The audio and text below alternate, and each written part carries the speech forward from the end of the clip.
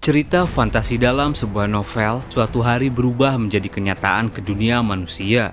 Hanya ada satu pembaca novel yang tahu akhir dari skenario, tapi alur skenario berubah berantakan dan ada segudang misteri yang belum terpecahkan. Video ini merupakan kelanjutan cerita dari part sebelumnya. Di cerita sebelumnya, Kim Dokja yang berada di Demon Realm mengumpulkan Fable untuk mendapatkan wujud inkarnasi baru. Dengan rencananya Dokja pada akhirnya memasuki area skenario di Demon Realm 73. Ia bertemu dengan beberapa orang yang Dokja yakini bisa membantunya. Setelah mengusir dua demon di toko jam etika, bocah protagonis heran melihat Dokja. Boleh juga, sebenarnya siapa dirimu?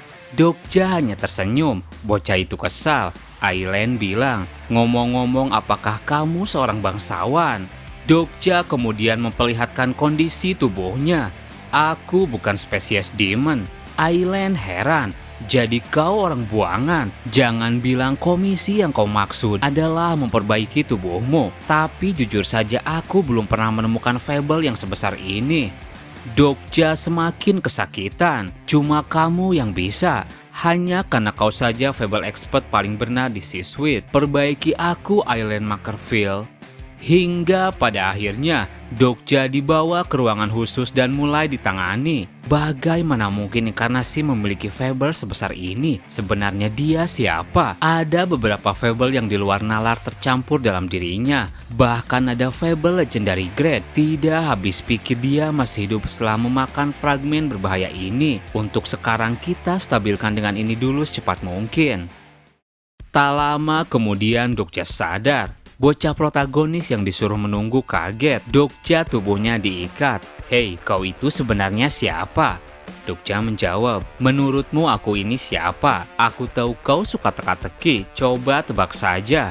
Bocah itu bilang, sepertinya kau seorang returnee. Soalnya tidak masuk akal penduduk Demon Realm punya uang sebanyak itu. Pertama, kau bilang kau itu bukan demon. Dan kau juga tak kelihatan seperti inkarnasi biasa. Dan kau punya banyak Fable langka. Terus juga kelihatannya cukup kuat. Berarti cuma ada satu jawaban. Kau seorang returnee. Dokja menjawab, agar penalaranmu itu bisa benar, kau harus menetapkan satu premis kalau semua returnee itu sangat kuat.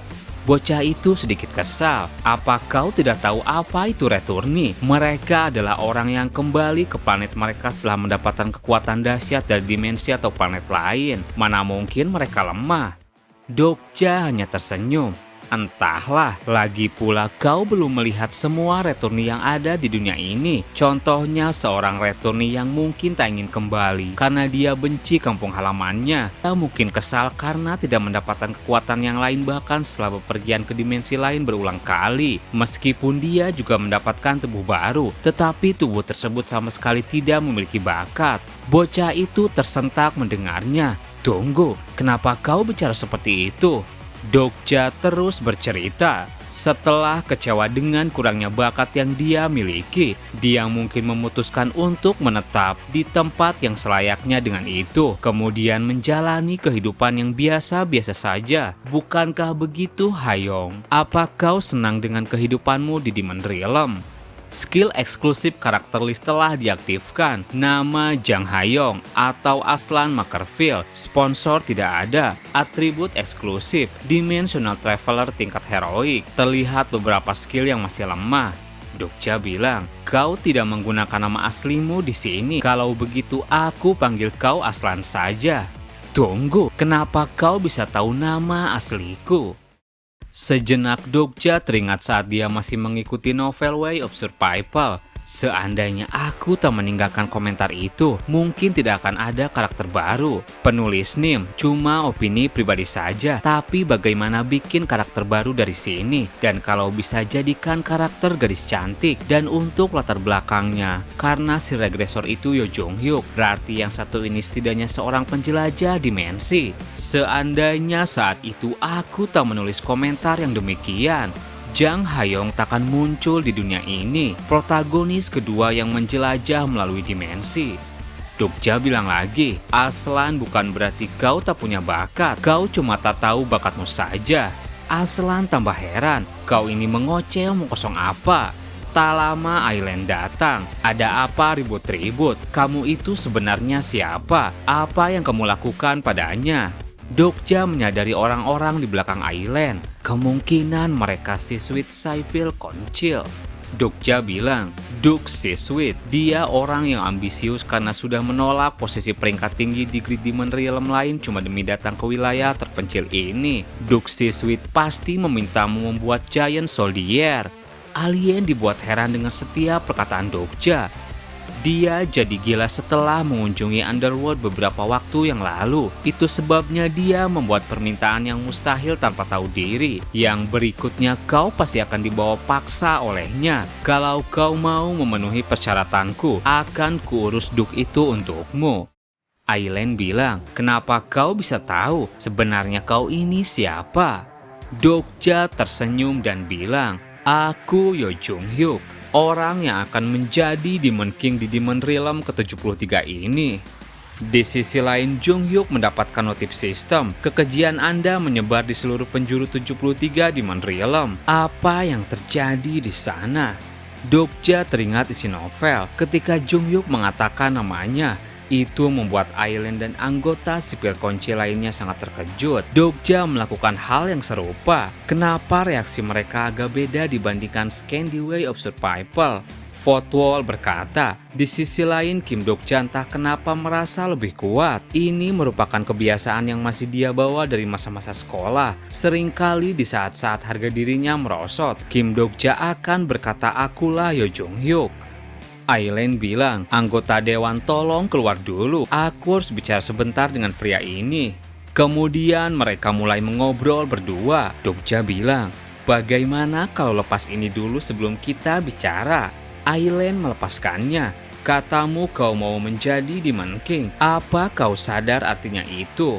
Dokja menjawab, secara harfiah berarti menjadi raja di Demon Realm. Selain itu juga berarti aku akan menarik perhatian 72 Demon King lainnya. Aileen bilang, aku mengintip konfigurasi Pebblemu saat aku sedang merawatmu, tapi aku tetap tidak bisa menduga-duga pikiran menggelikan apa yang kamu punya. Duxie Sweet itu kuat, kemungkinan jauh lebih kuat dari yang kamu pikirkan. Tapi aku mengerti rasa percaya dirimu, karena aku sudah mengkonfirmasi kalau kamu punya berbagai fable yang luar biasa. Tapi kamu adalah orang yang masih belum bisa kupercayai.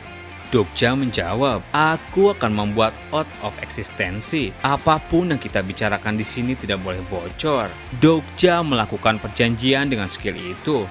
Aku juga tak ingin kau mengungkap identitasku. Aileen bilang, seluruh anggota dewan yang membantu perbaikan dirimu juga berbagi sumpah yang sama. Jadi kamu tidak perlu khawatir. Kami sipil Koncil telah lama sekali menantikan datangnya kesempatan untuk menghancurkan Factory. Dokja bilang, jadi kau berencana mengusir para bangsawan? Bukannya kalian semua returni? Kenapa repot-repot mengganggu ekologi Demon Realm? Aileen menjawab, itu karena kami belum menjadi returni sepenuhnya. Sejenak Dokja berpikir, tak semua returni yang menyelesaikan dimensional traveler skenario mereka kembali ke kampung halaman masing-masing. Beberapa returni gagal dalam skenario, dan returni yang lain menetap di wilayah asing karena tak suka dengan kampung halaman mereka. Apapun alasannya, mereka yang sudah menyerah kembali harus menjadikan wilayah asing ini sebagai rumah baru mereka, sekalipun tempat tersebut mengerikan. Aileen berkata, kami sudah beberapa kali melakukan percobaan pembunuhan Duk, meski semuanya berakhir gagal, sebagian besar karena tak bisa menerobos penjaganya. Di Factory terdapat ratusan bangsawan peringkat rendah seperti Baron dan Viscount, bahkan ada 10 Earl dan 2 Marquis. Aku ingin kamu membuktikan kemampuanmu dulu. Aku harus tahu apa kamu cukup kuat untuk menghadapi seorang bangsawan. Kebetulan ada lawan yang cocok yang sedang mengunjungi Siswit. Dokja menjawab, yang kau bicarakan itu pasti utusan dari Gilobat Industrial Complex. Sejenak Dokja berpikir, saat ini 73 Demon Realm sedang kacau karena rumor tentang Demon King. Rapat di antara Siswitch dan Gilobat akan diadakan untuk meredakan ketegangan tersebut. Dokja bilang, aku bisa mengerti rencanamu. Dalam hatinya ia bilang, kalau aku bisa memanfaatkan kesempatan ini untuk memicu konflik internal di antara para bangsawan itu, memisahkan bangsawan-bangsawan industrial kompleks akan menjadi sangat mungkin. Dokja bilang lagi, pertama-tama kita buat dulu ini menjadi first deal. Mulai sekarang perbaiki inkarnasiku setiap kali aku memintanya. Tentu saja secara cuma-cuma. Aileen bilang, itu mudah saja asal kamu bisa berhasil. Dan satu lagi, berikan aku skenariomu. Aku membutuhkan revolusionari skenario yang kau miliki. Dokja kembali berpikir. Demon Realm sudah menjadi area yang tidak populer di kalangan rasi sejak dulu sekali. Selain hubungan antara rasi dan Demon King yang buruk, itu juga disebabkan karena kebanyakan inkarnasi yang masuk ke Demon Realm merupakan sekumpulan pecundang. Kemudian setelah itu Dokja pergi ke sebuah bar. Terlihat beberapa orang sedang minum. Fotwal bilang, Kim Dokja berpikir, apanya yang revolusionari di antara orang-orang ini? Dalam hatinya Dokja bilang, skenario tetap berjalan bahkan di Demon Realm sekalipun. Khususnya adalah salah satu main skenario di sini, yaitu revolusionari skenario. Itu merupakan skenario yang bahkan diawasi oleh bangsawan tingkat Duk.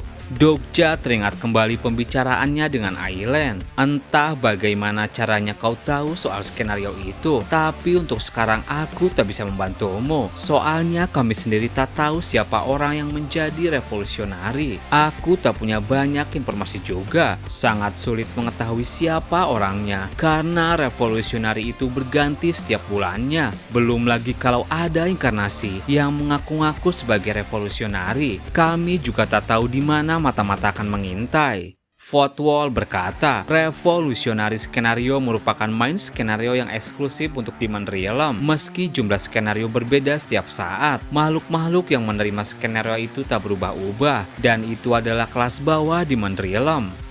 Penduduk di sini mengingat dengan jelas apa yang terjadi pada orang terakhir yang menyatakan dirinya sebagai revolusionari. Karena itu jangan sembarangan, ucap Aileen.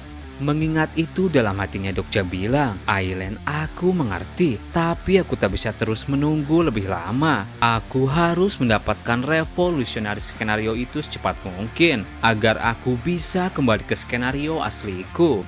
Seorang bartender menyapanya, kau seperti baru di sini. Dokja bilang, aku baru masuk kemarin. Kalau begitu senang bertemu denganmu. Kehidupan di industrial kompleks memang berat, tapi kita di sini saling memperdulikan satu sama lain. Di sini bukan tempat menetap yang buruk. Aku tak tahu asalmu, tapi apa kau mau minum bir? Demon Realm bukanlah tempat yang bisa terlepas dari minum. Dokja menolaknya. Ia teringat sesuatu. Aku jadi teringat dengan kepala departemen Han Myung-oh saat minum di pesta perusahaan yang pertama kali. Sekarang aku jadi penasaran kondisinya seperti apa. Tidak ada cara mengetahui hidup dan matinya setelah kutukan Demon King Asmodus diterimanya.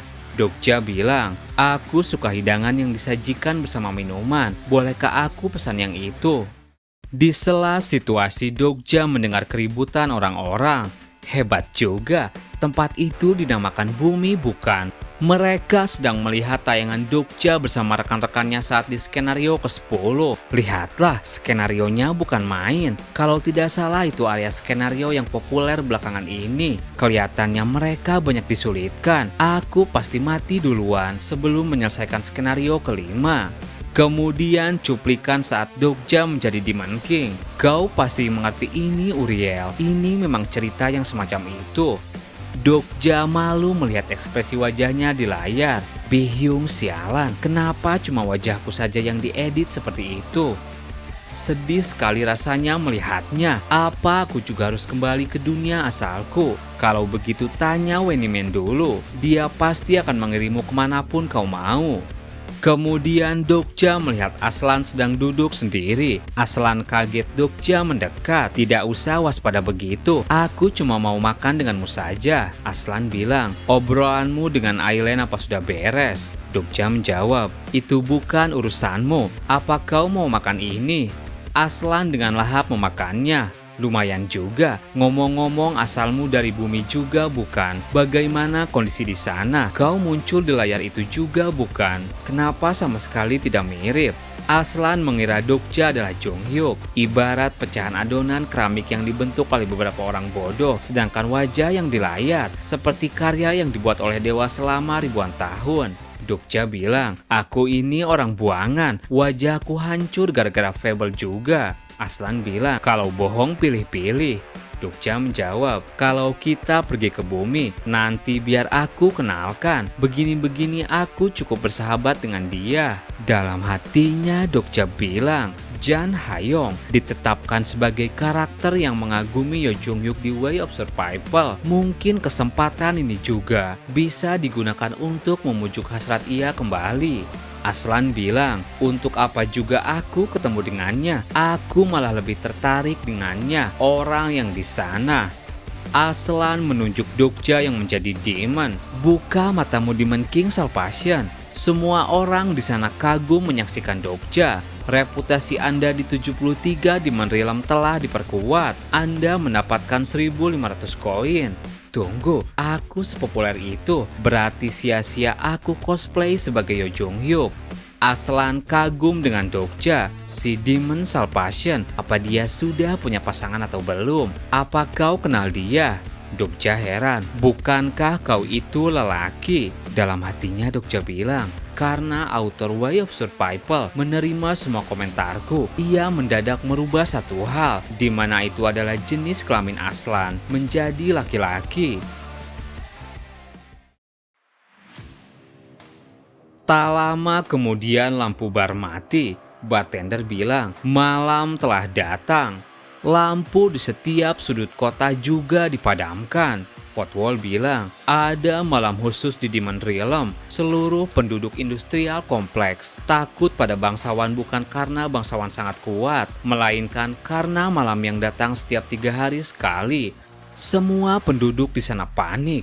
Kumohon segera berlalu.